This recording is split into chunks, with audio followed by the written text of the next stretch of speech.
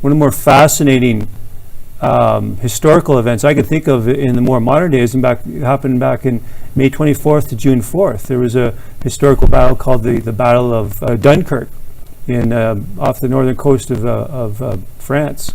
And this was early during the World War II, stage one of the war, when the Nazis first attacked, and they kind of steamrolled right through France. And they pushed the Allied troops, 350,000 troops, right up against the sea. It was kind of a modern day Red Sea moment, if you will. And with all these troops on their back against the wall, what happened next was absolutely miraculous. King George VI called the Prime Minister, Winston Churchill, and he summoned him to have a national day of prayer. And they've never seen another day like this since.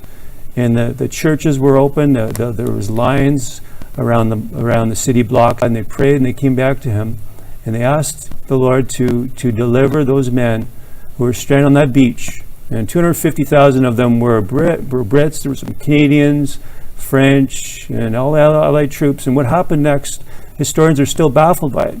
For some reason, Hitler delayed attacking for 3 days, and then some mysterious weather conditions allowed some of the troops to march along the beach. They normally wouldn't do that. They would come under heavy artillery fire. So God allowed some of the weather conditions to be positive for the movement of troops. And then the English Channel, which is well known to be very choppy, it suddenly became very calm and allowed the rescue mission to proceed. 1,000 merchant and naval ships were able to cross the English Channel and rescue 335,000 Allied troops. So it's a fascinating part of history, and we see God's hand. We see God's hand when we call upon the Lord. He will deliver us, and the battle is the Lord's. And it's maybe your situation, maybe somebody's facing a situation. We can take heart that God is with you. And He is with you, and He will answer your prayers. God's hand is not tied at all. His hand is not tied. Whatever you're going through, whatever you're facing right now,